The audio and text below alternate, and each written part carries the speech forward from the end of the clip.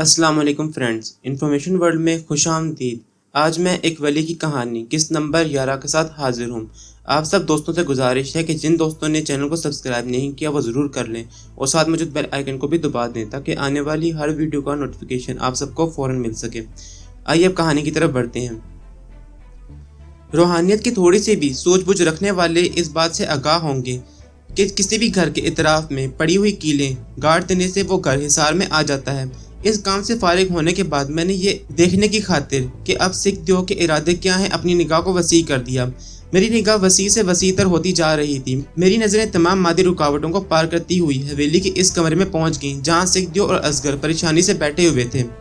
ये हांडी कैसे वापस आ गई महाराज? असगर ने खौफजदा होकर पूछा। यही विचार तो मुझे भी है, सिख दियो ने जवाब दिया। फिर कमरे में टहलते हुए बोला, इस धरती पर ऐसा शक्तिदान कौन है जो मेरे मंत्र का तोड़ कर सके?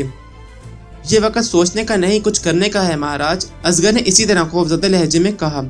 विचार बिना कुछ नहीं किया जा सकता, सिख दियो ने बेचैनी से टहलते हुए कहा। जब तक मुकाबिल का पता न चल जाए कुछ नहीं किया जा सकता। मेरा तो ख्याल है वो जो कोई भी है इसी घर में रहता है, असगर ने डरते डरते कहा। हाँ, तेरा विचार सही है, सिख दियो ने इसी ख्याल की तायीद की। फिर फिजा में नजरें गाड़ते हुए बोला, लेकिन वो कौन हो सकता है? वो जो कोई भी है, उसने आपके जादू का तोड़ करके मेरी महबूबा की गोद भर दी है, असगर बेबसी से बोला। सिख दियो ने असगर की इस बात का कोई जवाब नहीं दिया। वो गर्दन झुकाए बेचैनी की हालत में ठहर रहा था। उसे खामोश देखकर असगर को मजीद बोलने का हौसला हुआ। वो निहायत ही बेचारगी से बोला, महाराज, आपके होते हुए मेरा दुश्मन सुकून से रह सकता है? ये सुनकर सिख दियो एकदम रुक गया। फिर वो मुस्कुराकर बोला, आज से वो तुम्हारा ही नहीं मेरा दुश्मन भी हो गया है और मैं अपने दुश्मन को कभी माफ नहीं करता, कभी नहीं। सिख दियो की बात सुनकर असगर का हौसला बढ़ा और वो बेताबी से बोला, तो फिर कुछ कीजिए ना। जल्दबाजी अच्छी नहीं, उसने असगर को समझाया। पहले मुझे दुश्मन के बारे में जान लेने दो कि वो कितनी शक्ति का मालिक है। महाराज, असगर घिसियाना होकर बोला, वो आपके मंत्र का बार बार तोड़ कर रहा है और आप हैं कि उसकी ताकत का अंदाजा लगाने की सोच रहे हैं। उसकी इसी हरकत ने तो मुझे सोचने में मजबूर कर दिया है, उसने खला में देखते हुए कहा। फिर असगर के कंधे पर हाथ रखकर उसे समझाते हुए बोला, तुम नहीं जानते, जब दो पहलवान मुकाबले पर आते हैं तो जीत इसी की होती है जो सोच समझ कर दाव लगाता है। फिर वो फिजा में दोबारा देखते हुए बोला, तुम चिंता ना करो, मैं अपने से टकराने वाले को सुख की नींद नहीं सोने दूंगा, नहीं सोने दूंगा। ये कहकर उसने दबा हुआ सा कहका लगाया। मैंने उसकी फजूल बातें सुनने के बजाय वापस आना ही बेहतर समझा। इस वाक़े की कोई एक माह बाद थी जबकि रानी अपने मैके आई हुई थी। सुबह ही सुबह उसका बच्चा पलंग पर से गायब हो गया। किसी की समझ में नहीं आ रहा था कि ये कैसे हुआ, लेकिन मैं जानता था कि ये सिख दियो की शरारत है। मैंने मुराकबे के जरिए मालूम करना चाहा कि बच्चा कहाँ है, लेकिन सही तौर से कुछ मालूम ना हो सका। इस मर्तबा सिख दियो जो हरकतें कर रहा था वो नाकाबिले बर्दाश्त थी। इसका हर वार मेरे खिलाफ कारगर साबित हो रहा था। इसकी इन हरकतों ने मेरे रूहानी भरम को हिलाकर रख दिया था। मुझे अपनी बुजुर्गी का मीनार जमीन बोस होता दिखाई दे रहा था। सिख दियो ने मेरी अना को चैलेंज किया था। उसने मेरी रूहानी वकार को ललकारा था। अगर मैं रानी और उसके बच्चे को वापस नहीं ला सका तो इसका मतलब है कि मैं कुछ भी नहीं हूँ। मेरे अकीदतमंद मुझे क्या समझेंगे? नहीं नहीं, मैं बहुत कुछ हूँ। मस्तानी ने मुझे बहुत कुछ अता किया है, बहुत कुछ समझाया है, बहुत कुछ सिखाया है। गरूर से मेरा सर खुद ब खुद बुलंद होता गया। सिख दियो मेरे सामने कुछ भी नहीं है, कुछ भी नहीं। ख्यालात की इस कश्मकश को झटक कर मैं एक अज़म के साथ उठा, वुज़ू किया और फिर मुसल्ले पर बैठकर एक वजीफा पढ़ने लगा। इस वजीफे की यह खासियत थी कि पढ़ने के साथ साथ मेरी ज़ाहिरी और बातनी दोनों निगाहें वसी से वसी तर होती जाती थी। मस्तानी ने यह वजीफा मुझे खास तौर से बताया था। वजीफा पढ़ने के साथ साथ मैंने अपनी निगाहें कमरे की खिड़की के बाहर दौड़ाई। मेरी निगाह वसी से वसी तर होती जा रही थी और फिर एक जगह जाकर रुक गई। मेरी आंखों के सामने गहरी धुंध सी छा गई। ये धुंध कैसी थी मेरी समझ में नहीं आ रहा था। मेरी निगाहें इस धुंध से नहीं गुजर पा रही थी। मैंने बहुत कोशिश की मगर नाकाम रहा। अभी मैं इस बारे में कुछ सोचने भी नहीं पाया था कि मेरी बसीरत खुद ब खुद सिमटने लगी, जैसे कि थक गई हो। मुझ पर गनूदगी सी तारी होने लगी और फिर कुछ ही देर बाद मैं हथेलियों से आंखों को मल रहा था। मेरे साथ पहली बार ऐसा हुआ था। इस नाकामी से मैं झुंझला सा गया। मैंने अपनी रूह को जिस्म से जुदा करके सिख दियो के पास पहुंचने का इरादा किया, लेकिन फिर ये सोच कर के वहां पहुंचकर मैं रानी और उसके बच्चे को किस तरह से वापस लाऊंगा ये इरादा तर्क कर दिया और आयत करीमा का विर्द करने लगा।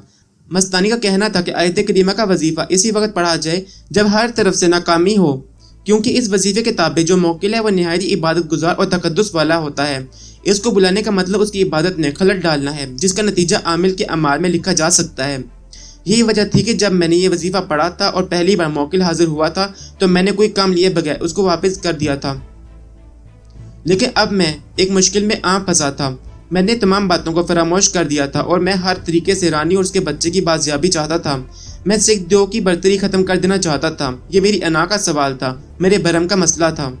اس کے علاوہ کوئی اور راستہ نہیں تھا کہ میں اس وظیفے سے مدد حاصل کروں۔ میں نے وظیفہ پڑھنا شروع کیا اور چند منٹ بعد ہی میرے سامنے زمین پر روشنی کی دھار پڑنا شروع ہو گئی اور پھر نورانی شکل نے ظاہر ہو کر سلام کیا۔ میں نے سلام کا جواب دینے کے ساتھ ہی کہا، اے مقدس بزرگ، میں نے ایک کام کی خاطر آپ کو تکلیف دی ہے۔ کیا آپ بتا سکتے ہیں کہ رانی اور اس کا شیرخوار بچہ کہاں ہے؟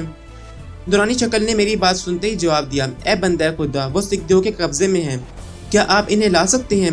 اتنی جلدی جواب دینے پر میں نے حیرت سے پوچھا، اے بندہ خدا، ایسا ہونا ناممکن ہے۔ نورانی شکل نے جواب دیا، کیوں؟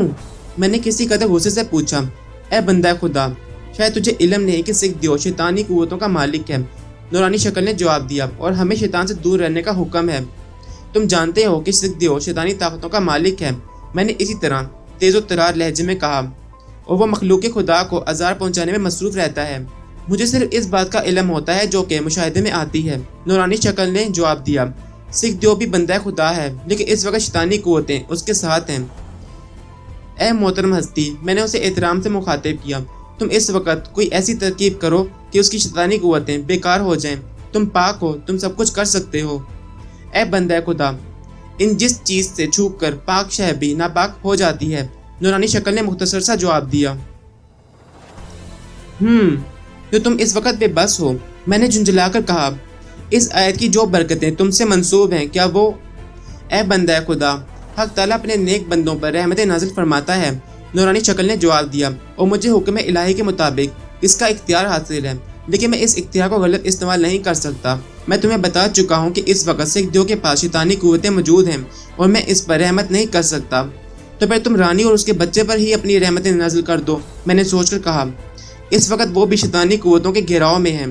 ان تک پہنچنے کی خاطر تمہیں میرے زیر دست موکلوں سے کام لینا ہوگا، نورانی شکل نے بتایا۔ اس انکشاف سے میں چونک اٹھا۔ مجھے پہلی بار معلوم ہوا کہ اس کے تابع اور بھی موکل ہیں۔ میں نے اپنی حیرت پر قابو پاتے ہوئے دریافت کیا، وہ کیا کر سکتے ہیں؟ وہ حکم الہی سے اپنے فعل کے مختار کل ہیں، نورانی شکل نے بتایا۔ وہ جو چاہیں کر سکتے ہیں، وہ خیر و شر کا مجموعہ ہیں۔ کیا مطلب؟ میں نے پوچھا۔ اے بندہ خدا، تم ان سے جو چاہو کام لے سکتے ہو، نورانی شکل نے وضاحت کی۔ وہ اپنی فطرت میں گم ہیں، انہیں نفع و نقصان پہنچانے کا پورا اختیار حاصل ہے۔ ان کی فعل کی تمام ذمہ داری ان سے کام لینے والے پر عائد ہوتی ہے، اور اس طرح وہ معصوم ہیں۔ ٹھیک ہے، کیا تم انہیں پیش کر سکتے ہو؟ میں نے نورانی شکل کے بتائے ہوئے اشارات کو نظر انداز کرتے ہوئے پوچھا۔ اس وقت میرے ذہن پر صرف رانی اور اس کے بچے کو واپس لانے کا جنون سوار تھا۔ خیر و شر سب کچھ میرے دماغ سے نکل چکا تھا۔ کیوں نہیں؟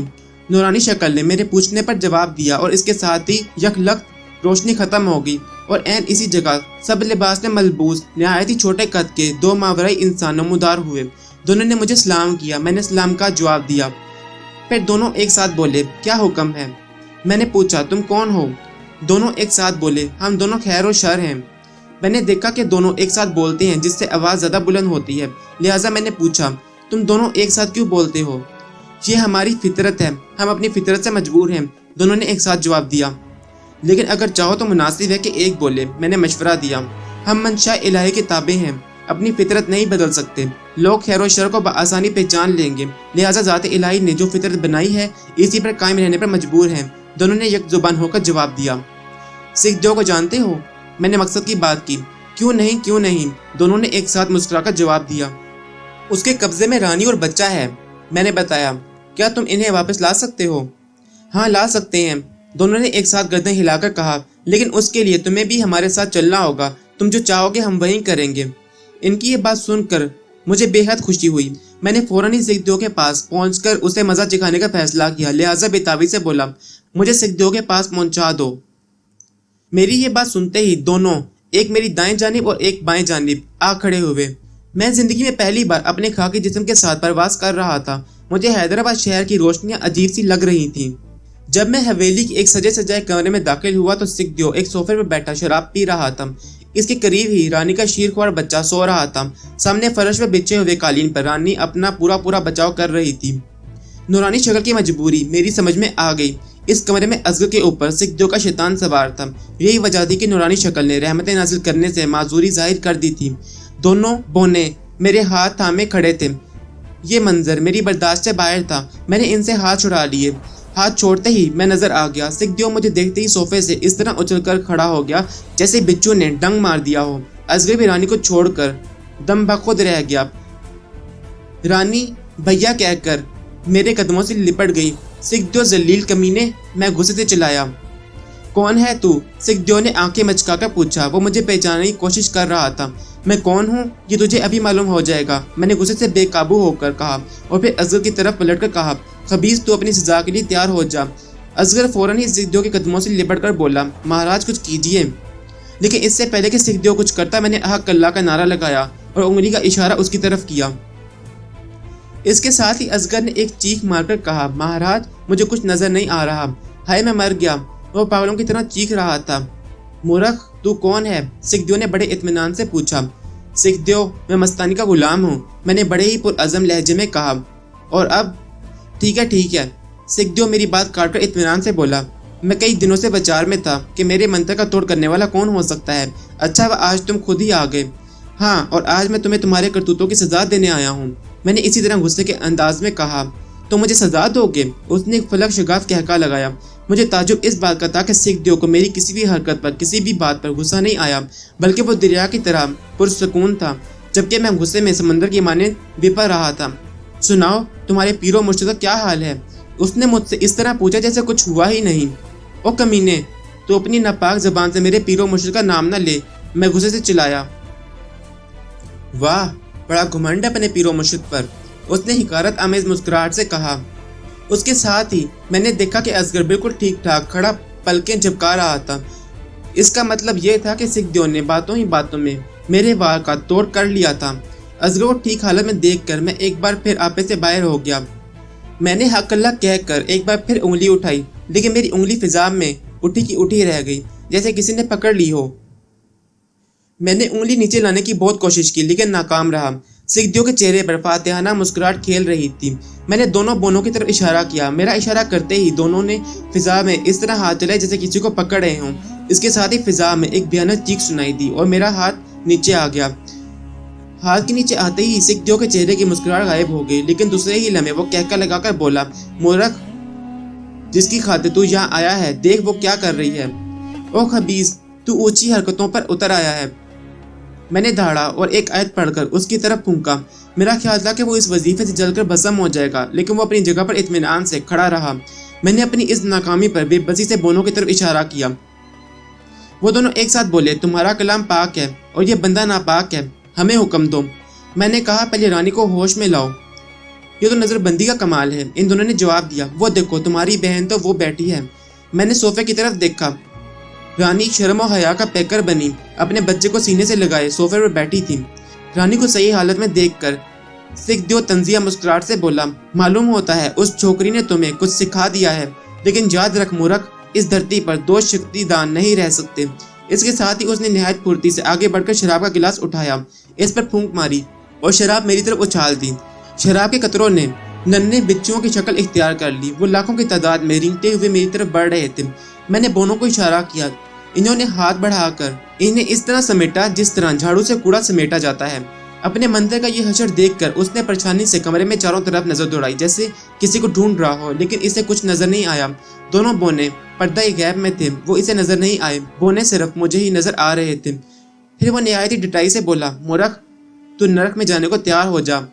اب میں اسے کوئی موقع نہیں دینا چاہتا تھا۔ اس سے پہلے کہ وہ کوئی حرکت کرتا، میں نے بونوں کو کہا، اس بدبخت کو جہنم رسید کر دو۔ ابھی الفاظ میری زبان سے پوری طرح ادا بھی نہیں ہوئے تھے کہ سکھ دیو کے اطراف میں آگ بھڑک اٹھی۔ وہ آگ کے اس دائرے سے نکلنے کی کوشش کرنے لگا، اس کی زبان تیزی سے کسی منتر کا ورد کر رہی تھی۔ اس نے آگ سے دوبارہ نکلنے کی کوشش بھی کی، لیکن ناکام رہا۔ پھر آگ کا دائرہ تنگ ہونے لگا۔ سکھ دیو کے چہرے پر پریشانی چھا گئی۔ جوں جوں دائرہ تنگ ہوتا جا رہا تھا، وہ سخت خوف زدہ اور پریشان ہوتا جا رہا تھا، اور میرے چہرے پر فاتحانہ مسکراہٹ کھیل رہی تھی۔ پھر میں نے دیکھا کہ سکھ دیو زمین میں دھنستا جا رہا ہے۔ اس کے ہونٹوں سے کلمہ تمجید نکل رہا تھا۔ میں نے سمجھا کہ وہ آخری وقت میں مسلمان ہو رہا ہے، لہٰذا حقارت سے بولا، سکھ دیو، تو خدا کو دھوکہ نہیں دے سکتا، تیرا ٹھکانہ جہنم ہے۔ آخری الفاظ کے ساتھ ہی وہ میری نظروں سے غائب ہو گیا اور آگ بھی اسی وقت بجھ گئی، لیکن اس کے آخری الفاظ میرے دماغ پر ہتھوڑے برسانے لگے۔ کیا سکھ دیو بچ گیا؟ کیا وہ مجھے دوبارہ ملے گا؟ میں نے سوالیہ نظروں سے بونو کی طرف دیکھا۔ وہ میری پریشانی دیکھ کر ایک ساتھ بولے، ہم نے اسے جلانے کی پوری کوشش کی، لیکن آخری وقت پر اسے پاک کلام نے بچا لیا۔ لیکن وہ تو کافر ہے، میں نے تعجب سے کہا۔ دلوں کا حال تو ذات الہی کو معلوم ہے، دونوں نے جواب دیا۔ تو کیا سکھ دیو مسلمان ہے؟ اچانک میرے ذہن میں یہ خیال آیا۔ ابھی میں کوئی فیصلہ نہیں کر پایا تھا کہ اپنے پاؤں پر کسی کے سر کا احساس ہوا۔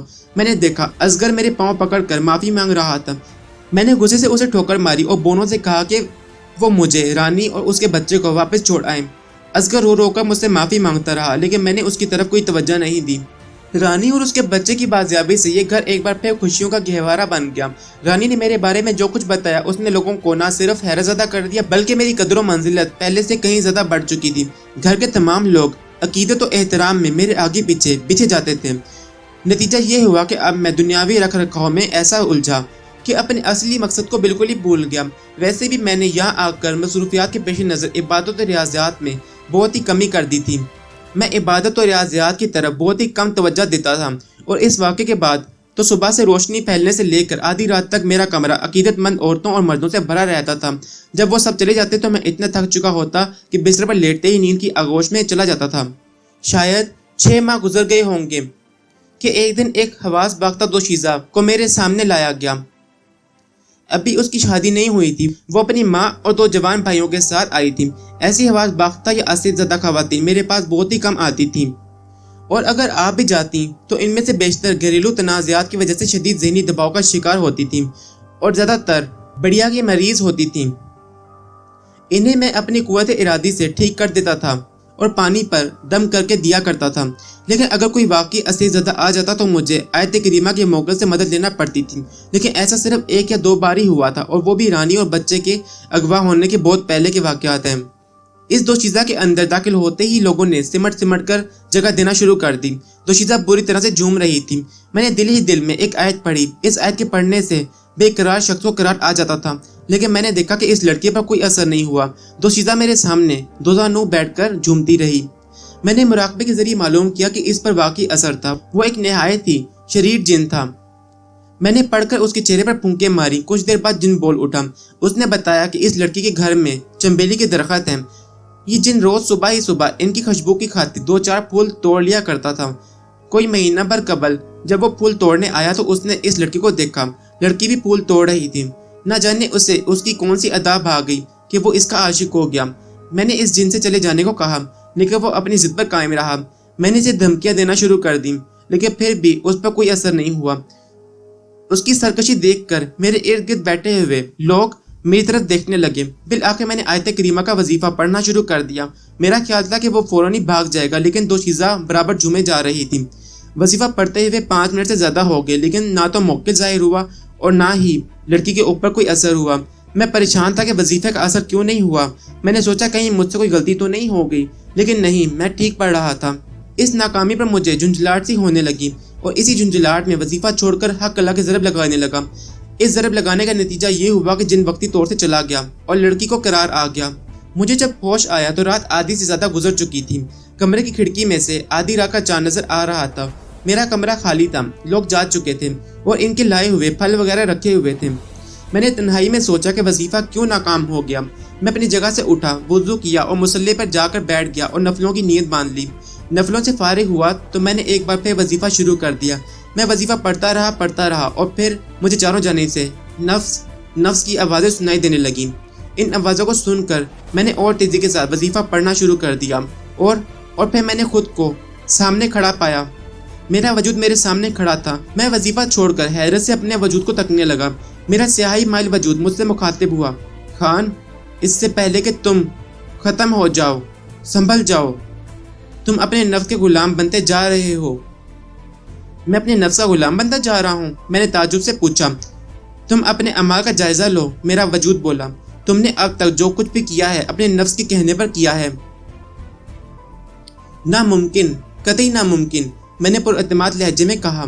खान, तुम हकीकत को नहीं जुटला सकते। मेरे वजूद ने कहा, तुम्हारा नफ्स तुम्हें बर्बाद करने पर तुला हुआ है। तुम्हारी इबादत और रियाजात ज़ाया होती जा रही हैं। तुम्हें खैर व शर की पहचान नहीं रही। तुमने सिद्धियों को झलसा कर अपने नफ्स को तस्कीन दी है। उसके बाद मेरा वजूद धुंधलाने लगा। उसके खदोखाल बिगड़ते चले गए और फिर वहाँ कुछ भी नहीं था। अपने वजूद के गायब होते ही इस तरह से मैं चौंका जैसे नींद से बेदार हुआ हूँ। ये सब क्या था? मैं इसे इशारा खुदाबंदी ही कहूँगा। हक तआला की भी क्या शान है कि अपने भटके हुए बंदों को किन किन तरीकों से हदायत देता है। इस इशारे को पाते ही मैंने अपने दिल को टिटोला। वाकई जहाँ आकर मैं नफ्स का गुलाम बन गया था। नफ्स निहायती चालाकी से मुझ पर कब्जा करता चला जा रहा था। मैं यहाँ आकर दुनियावी शान शौकत में ऐसा खो गया कि खुदा को बिल्कुल ही भूल गया। मैं जो उसके करीब होता जा रहा था, अपने अमाल की बदौलत उससे दूर होता चला गया। मेरी इबादत और रियाज़ात सब कुछ उसी के लिए होती थी, लेकिन अब मैं वो सब अपना रूहानी इक़्तिदार कायम रखने की खातिर कर रहा था। सिद्धियों के साथ मैंने जो कुछ किया वो एक फितरी अमल था, लेकिन क्या मेरा ये अमल जायज़ था? मुझ जैसे इंसान को जो कुर्बे इलाही का ख्वास्तगार हो, उसकी मखलूक को नुकसान पहुँचाने का हक तो नहीं है। मेरे दिल में आजिज़ और इनकिसारी की जगह तकब्बुर ने ले ली थी। असगर मुझसे माफ़ी मांगता रहा, लेकिन मैंने गरूर से उसे ठोकर मार दी थी। सिद्धियों कलमे तमजीद पढ़ रहा था और मैं हकारत से उसे जहन्नमी कहता रहा। बोने जो खैर व शर का मजमुआ थे, इन्होंने भी दिल का हाल जानने से मजबूरी जाहिर कर दी थी। फिर मैं कौन था जो इसकी जहन्नमी होने का ऐलान कर रहा था? मेरी हैसियत क्या थी? अपनी गलतियों का एहसास होते ही मैं कांप उठा। मैं फ़लसफ़े रूहानियत को भुला बैठा था। यही वजह थी कि मेरी रूहानी सलाहियतें ख़त्म होती जा रही थीं। आयत करीमा का असर ख़त्म हो चुका था और फिर मैं सजदे में गिर गया। सजदे में गिर कर मेरा दिल भर आया। मैं खुदा के हजूर में रो रो कर अपनी गलतियों की माफ़ी मांगता रहा। मुझ पर शर्मो निदामत का शदीद एहसास गालिब था। काफ़ी देर बाद जब मैंने सजदे से सर उठाया तो एक बार फिर खुद को हल्का महसूस किया। मैंने इस दुनिया को छोड़कर वापस जेकब तलाब जाने का फैसला किया। मेरी असली दुनिया तो वही थी और वही मस्तानी का ठिकाना था, लेकिन मेरे ज़हन में एकदम ख्याल आया कि अपनी दुनिया में वापस जाने से पहले एक बार सिद्धियों से मिल लूँ। उसके साथ मैंने जो इंतहाई गैर मुनासिब सलूक किया था उसकी माफ़ी मांग लूँ। मस्तानी का कहना था कि हक ताला दरगुजर करने वालों को पसंद करता है और मैं हक ताला को राज़ी करने की खातिर सिद्धियों का पैर पकड़ने को तैयार हो गया। मैंने ये मालूम करने के लिए कि वो कहाँ होगा वजीफ़ा पढ़ा और फिर मेरी ज़ाहिर व बातनी निगाह वसी होती चली गई। मैंने देखा दरिया के बीच दरख्तों के झुंड में वाक़या एक मंदिर की सीढ़ियों पर झुलसा हुआ सिद्धियों लेटा हुआ था। उसके पास एक बूढ़ा सन्यासी बैठा जख्मों का इलाज कर रहा था। 6 माह गुजरने के बावजूद उसके जख्म नहीं भरे थे। उसकी यह हालत देखकर मुझे सख्त अफसोस हुआ। मैंने फौरन ही अपनी बसीरत को समेटा और फिर वहां पहुंचकर उसे माफ़ी का इरादा कर लिया बखर पहुंचकर उसे माफ़ी का इरादा कर लिया। बखर, सखर और रोहड़ी के दरमियान दरियाए सिंध के बीच में एक जजीरा है।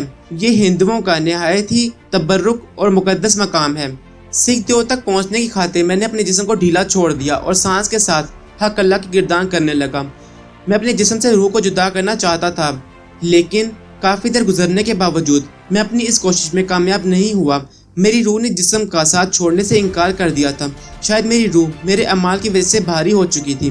मैंने इस अमल को तर्क कर दिया और मादी ज़राए से इस तक पहुंचने की खातिर उठ खड़ा हुआ और फिर कुछ ही देर बाद मैं स्टेशन की तरफ जा रहा था।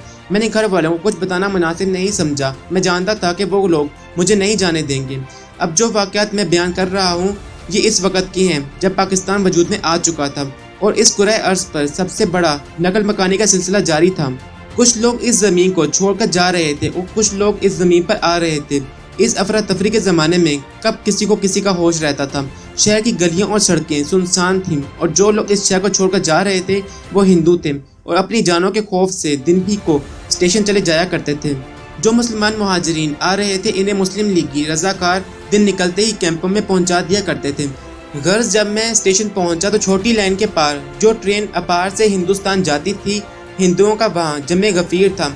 वो सब मोनाबाव जाने के लिए रेलगाड़ी के मुंतज़िर थे। वो बड़ी ही तारीख रात थी। चारों जानिब सन्नाटा छाया हुआ था और कभी कभी इस सन्नाटे को कुत्तों के भौंकने की आवाज़ तोड़ दिया करती थी। मैं शाही बाजार की गलियों से गुजरता हुआ स्टेशन की तरफ जा रहा था। मैंने एक लंबी सी गली को पार किया और एक दूसरी छोटी सी गली में दाखिल होना ही चाहता था कि ठटक कर रह गया। वो एक शीरीं और दिल नवाज आवाज़ थी। میں نے اتنی دلکش آواز پہلے کبھی نہیں سنی تھی۔ یہ ایک عورت کی آواز تھی جس نے مجھے خان بابا کہہ کر پکارا تھا۔ میں نے بڑی ہی سادہ اور پاکیزہ زندگی گزاری تھی۔ آج تک میری زندگی میں کبھی کسی عورت کا دخل نہیں رہا۔ رات کے سناٹے میں اپنا نام سن کر مجھے بڑی حیرت ہوئی۔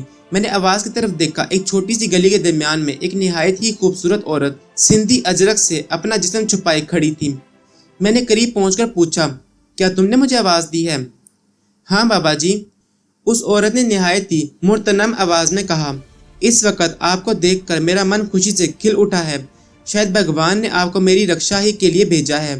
بتاؤ بات کیا ہے؟ میں نے پوچھا۔ میں سمجھ گیا کہ یہ ہندو عورت کسی مصیبت میں گرفتار ہے اور میرے موقدین میں سے ہے۔ اس وقت مجھے یہاں سے گزرتا دیکھ کر مدد کی طالب ہوئی ہے۔ آئیے اندر آ جائیے، اس نے ایک دروازے کی جانب چلتے ہوئے کہا جو کہ 3-4 قدم کے فاصلے پر تھا۔ میں نے سوچا کہ بیچاری مصیبت کی ماری ہے اور شاید کوئی مرد اس کے گھر میں نہیں ہے، لہٰذا اس کے پیچھے چل دیا۔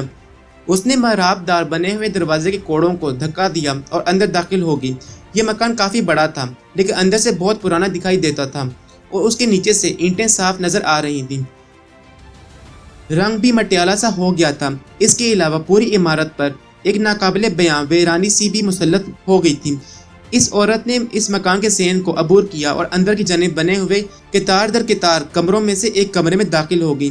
میں ابھی صحن کے درمیان میں ہی پہنچا تھا کہ اس ہی عورت کی نہایت ہی شیریں آواز سنائی دی، اس طرف اندر آ جاؤ۔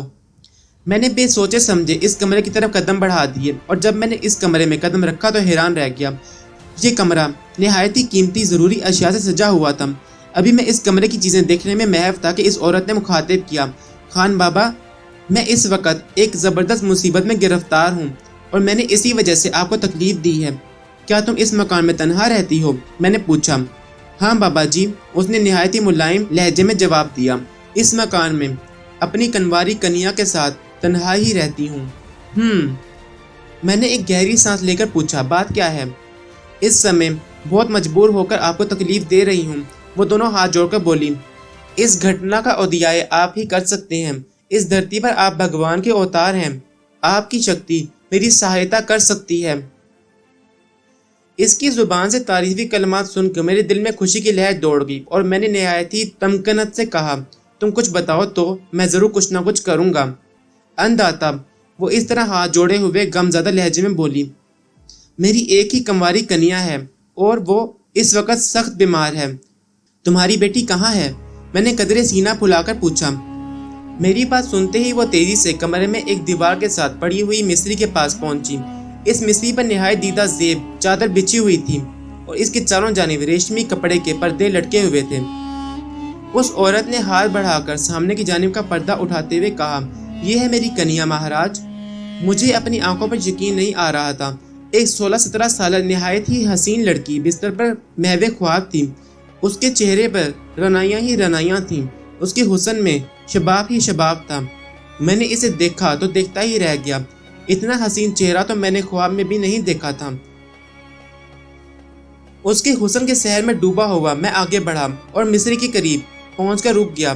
مجھے وہ چہرہ جانا پہچانا سا لگا، جیسے میں نے اسے پہلے بھی کہیں دیکھا ہو، لیکن کہاں دیکھا، کب دیکھا، یہ سمجھ میں نہیں آ رہا تھا۔ میں نے دل ہی دل میں چند آیتیں پڑھ کر اس کے چہرے پر پھونک ماری۔ میرا خیال تھا کہ اگر اس پر کوئی اثر ہے یا بے ہوش ہے تو ضرور آنکھیں کھول دے گی، لیکن نہیں۔ دوشیزہ اسی طرح بے ہوش لیٹی رہی۔ اس کی سانس کی زیر و بم کے علاوہ جسم نے ذرا سی بھی حرکت نہیں کی۔ یہ کیا بیمار ہے؟ میں نے اپنی ناکامی کو چھپاتے ہوئے کہا۔ کب سے بیمار ہے؟ بابا جی، عورت بولی، یہ آج سے نہیں، 3 برس سے اسی طرح خاموش لیٹی ہے۔ 3 برس سے؟ تعجب میں میرے منہ سے نکلا۔